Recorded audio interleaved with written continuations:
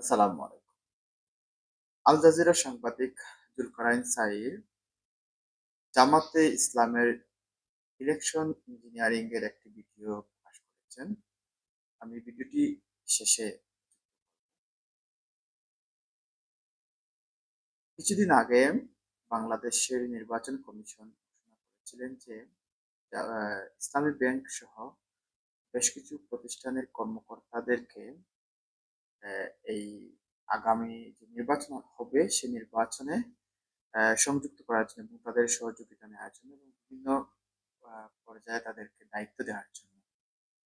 কিন্তু বিএনপি সেখানে বাধা দিয়েছিল। বিএনপি বলেছিল যে ইসলামী ব্যাংক এখানে যুক্ত হতে পারবে না।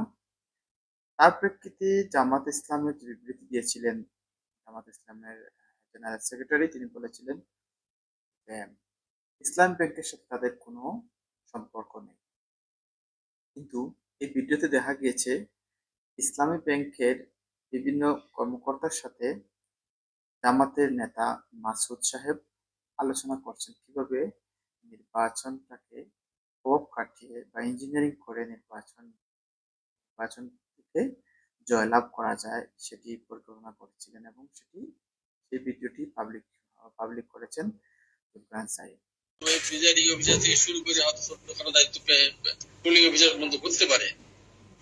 সেই ব্যবসায় তাদেরকে ভোট দেওয়া ইনশিওর করে যদি দায়িত্ব পালন করতে পারে তাহলে মনে হয় কি করা যায় সে মাসুদ ভাই যদি জবাব দেন। আমি খুবই সংক্ষেপে কয়েকটি বিষয় একটু আপনাদের সামনে তুলে ধরার চেষ্টা করব। যদি আল্লাহ তাআলা পছন্দ করেন তাহলে হয়তো আপনাদের কাজে লাগতে পারে এবং দুনিয়ার কল্যাণ পরকাল মুক্তির জন্য যেন আল্লাহ সুবহানাহু ওয়া তাআলা এটা কবুল মঞ্জুর করেন। আমরা সবাই বলি আমিন। এলাকা ভেদে সংশ্লিষ্ট দায়িত্বশীলদের সাথে পরামর্শ করে ওনার ওখানে ইম্পর্টেন্সটা কোনটায়, যদি ওখানে ভিতরে থেকে উনি ভালো সাপোর্ট দিতে পারে তাহলে উনি দায়িত্ব নেবেন।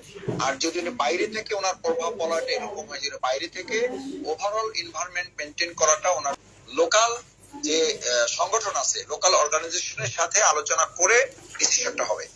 মানে ঢাকা মহানগরী যে 7টা আসন, এখানে একই ভাবে ধরেন এখানে প্রার্থী, তারপর প্রার্থী আসন পরিচালক, আসন নির্বাচন পরিচালনা কমিটি, সেখানে আপনি একটু কথা বলে নিতে হবে বা আপনি একটা তালিকা ওনারাই দিবে বা লোকাল আমাদের থানা দায়িত্বশীল যারা আছে তাদের মাধ্যমে আপনি একটু জেনে নিলে হবে যে আমি তো এই জায়গায় আছি, এখান থেকে আমি যদি ভোট কেন্দ্রের ভিতরে থাকি তাহলে এক ধরনের সুবিধা হবে, আর যদি ভোট কেন্দ্রের বাইরে থাকি তাহলে এক ধরনের সুবিধা হবে।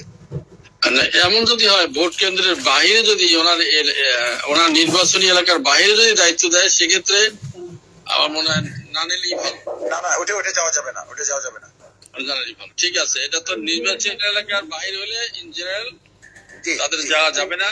নির্বাচন এলাকার মধ্যে হলে সেক্ষেত্রে আমরা এই ভিডিওর মাধ্যমে পরিষ্কার বোঝা যাচ্ছে যে জামাতে ইসলাম আগামী নির্বাচনকে তারা যে কোনোভাবে তাদের প্রভাব খাটিয়ে বিভিন্ন সংস্থার মাধ্যমে বিভিন্ন কর্মকর্তার মাধ্যমে যে কোনোভাবে তারা আয়ত্তে নেওয়ার চেষ্টা করবে, অথবা একটি প্রকাশ পেয়েছে আরো অসংখ্য তাদের প্ল্যান রয়েছে।